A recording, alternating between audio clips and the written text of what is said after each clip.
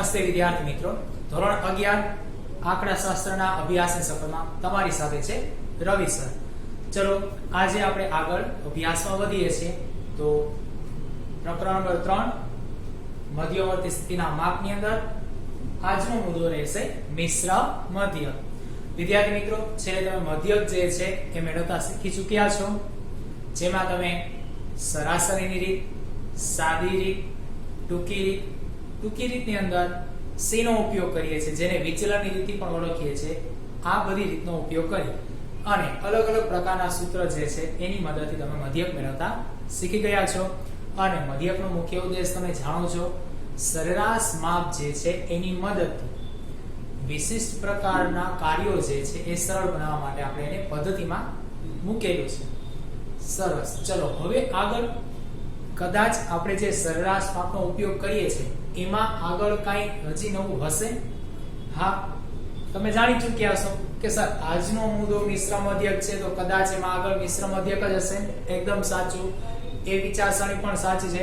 પરંતુ હવે મિશ્ર મધ્યક ખરેખર કઈ રીતે ઉપયોગી છે, કઈ રીતે પારખી શકીએ અને ક્યાં હોય છે એ આજે પહેલા જાણી લઈએ.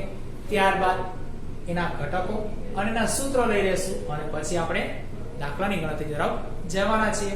તો વિદ્યાર્થી મિત્રો, સૌપ્રથમ તમે એવા ઘણા બધા કાર્યો કરો છો અથવા તો તમારી સાથે થાય છે અથવા તમે જોયેલા છે, એવા આપણે થોડા ઘણા ઉદાહરણો જે છે એની ચર્ચા લઈ લઈએ એટલે તમને મિશ્ર મધ્યક પેલા ક્યાં છે એનું દર્શન થઈ જશે.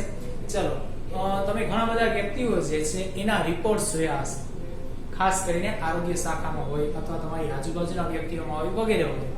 તો એના જે શરીરના ગતિવિધિઓના રિપોર્ટ્સ આવે છે એમાં તમે જોયેલું હશે કે એના બ્લડ પ્રેશર, હાર્ટબીટ, બરોબર ને, પછી લોહીની અંદર જે છે બરોબર છે એ લોહ તત્વ કેટલું એનું પ્રમાણ, બરોબર છે કે નહીં, શ્વેતકણોની સંખ્યા, રક્તકણોની સંખ્યા વગેરે. આ બધી પ્રકારની ડિટેલ્સ એ ક્યાંક ને ક્યાંક તમે કોઈના પણ એક રિપોર્ટ્સ તમે જોયેલા હશે, જેની અંદર કોઈ વ્યક્તિ જે છે એની એક કરતા વધુ પ્રકારની માહિતી, પણ કેવી માહિતી, સરેરાશ માહિતી પ્રાપ્ત થઈ શકે એવા રિપોર્ટ્સ. ચલો એથી આગળ જઈએ તો બની શકે ઘણી બધી વસ્તુઓ એક કરતા વધુ પ્રમાણમાં હોય અને એ બધાનું એકી સાથે મૂલ્ય જોતું હોય, અને કેવું મૂલ્ય, સરેરાશ મૂલ્ય. તો અહીં આપણે મિશ્ર મધ્યકનો ઉપયોગ કરવો પડતો હોય છે. જેમ કે ઘણીવાર ડેટા, માહિતી જોતી હોય છે, ત્યારે જેમ કે કોઈ વ્યક્તિ છે એના વજન, એની ઊંચાઈ, આ બંને પ્રકારની વિગતો જે છે એની એકી સાથે સરેરાશ જોતી હોય, તો પછી તમે જુઓ છો પરીક્ષાનું એક માળખું હોય, જેમાં તમને ખ્યાલ હશે લેખિત પરીક્ષા હોય ને, બરાબર, મૌખિક પરીક્ષા હોય, બરાબર છે કે નહીં, હા, અને પ્રાયોગિક પરીક્ષા હોય. તો આ ત્રણેય પ્રકારની પરીક્ષા એક જ સાથે લેવાતી હશે, અને એક જ સાથે લેવાય તો ત્રણેયના ગુણ તો જુદા જુદા, ત્રણેયની પરીક્ષાના પ્રશ્નો જે છે મૂલ્યાંકન જુદું જુદું, બરાબર છે, પણ તેમ છતાં રિઝલ્ટ એક જ અને સામાન્ય એક પત્રકની અંદર આવે છે. તો અહીં જે માહિતી એક પત્રકમાં તૈયાર કરેલી છે કેવી બનશે, સરેરાશ. છેલ્લે તો તમને વિષયની ટકાવારી જોવા મળે છે, જે મિશ્ર થઈને જ આવવાની છે. ચલો વિદ્યાર્થી મિત્રો, તો આ રીતે જ તમે અલગ અલગ પ્રકારના કાર્યમાં મિશ્ર મધ્યકનો ઉપયોગ કરી શકો છો. વધુ વાત કરીએ તો કોઈ ઉત્પાદિત થતી વસ્તુ જે છે, જ્યાં કોઈ રસાયણનો ઉપયોગ થતો હોય તો ત્યાં ખાસ તમને આ બાબતો જોવા મળશે, એનું પ્રમાણ, એની સરેરાશ, એક કરતા વધુ માત્રામાં વગેરે જગ્યાએ આ તમને ઉપસ્થિત થશે, એટલે કે મિશ્ર મધ્યક જોવા મળશે, એટલે કે એનો ઉપયોગ વધુ ને વધુ માત્રામાં ત્યાં થતો હશે. ચલો, તો આજે આપણે મિશ્ર મધ્યક જે છે એ કઈ રીતે તૈયાર થાય છે એના ઘટકો અને એના સૂત્ર લઈ લઈએ છીએ એકવાર. ચલો, મિશ્ર મધ્યક એટલે શું? તો કંઈક એક કરતા વધુ પ્રકારની માહિતીના સરેરાશ એટલે કે મિશ્ર મધ્યક. એક કરતા વધુ પ્રકારની માહિતી જે છે એનો એકી સાથે બનતો સરેરાશ એટલે મિશ્ર મધ્યક. હવે આ માહિતી જે છે એ કેવી હોય, તો આપણે લઈ લઈએ છીએ માહિતીને બોર્ડ ઉપર. કેવી હોય તે, જેમ કે મેં લખેલો છે કેપિટલ N. તો કેપિટલ N કોણ છે? હા, કોઈ કહેશે પ્રાકૃતિક સંખ્યાનો પણ, એકદમ સાચું. એને કારણે આપણે પ્રાકૃતિક સંખ્યાની એક ગણ રચના જે છે એ n થી ઓળખીએ છીએ. ચલો, હું સ્મોલ n લખું તો શું હોય? તો આની પ્રાકૃતિક સંખ્યા ઓળખીએ છીએ બરોબર ને? હા, પરંતુ n જે છે કેપિટલ N એ સમષ્ટિ અને સ્મોલ n જે છે એ નિદર્શ. આ બે રીતના સમૂહથી જે છે અલગ પાડવામાં આવે છે, છૂટા પાડવામાં આવે છે. એટલે કે સમષ્ટિ એ ખૂબ મોટો સમૂહ જે છે ચોક્કસ લક્ષણો વાળો અને એને સંકેતમાં કેપિટલ N થી દર્શાવાય છે. જ્યારે નિદર્શની વાત કરીએ તો નિદર્શ એ જે તે સમષ્ટિમાંથી તૈયાર કરેલો નાનકડો સમૂહ, એક જ કે એકથી વધુ પ્રકારના જુદા જુદા સમૂહ જે નાના સમૂહની અંદર વહેંચવામાં આવે છે, જે સ્મોલ n થી ઓળખાય છે. તો આ પ્રકારની માહિતીમાં એટલે કે કોઈ ચોક્કસ સમૂહ જે છે એને સમષ્ટિથી ઓળખીએ છીએ, ત્યારે આ સમષ્ટિમાંથી કોઈ નિદર્શ લઈએ, એવી એક કરતા વધુ સમષ્ટિ અને એમાંથી એક કરતા વધુ નિદર્શ લઈએ, ત્યારે માહિતી કેવી હશે? જેમ કે હું એક સમષ્ટિ જે છે એ રીતે એક કરતા વધુ સમષ્ટિ લઉં છું, તો અહીં 3 સમષ્ટિ લીધી છે મેં, તો 3 ને હું n થી દર્શાવું તો ખબર નહીં પડે કે ભાઈ ચલો 3 n, તો આમાં કોને કઈ રીતે આપણે આગળ લઈ જવા, તો એને કારણે હું 1 2 3 વાળા નંબર આપી દઉં, તો n1 n2 અને n3. એ જ રીતે હું શું કરું છું કે તમામમાંથી નિદર્શ લઈ લઉં છું. તો અહીં નિદર્શને સ્મોલ n કહી દઈએ.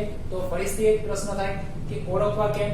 તો કેપિટલ N1 માંથી નિદર્શ સ્મોલ n1, કેપિટલ N2 માંથી નિદર્શ સ્મોલ n2 લઈએ અને કેપિટલ N3 નિદર્શ માટે કોણ છે? Small n3.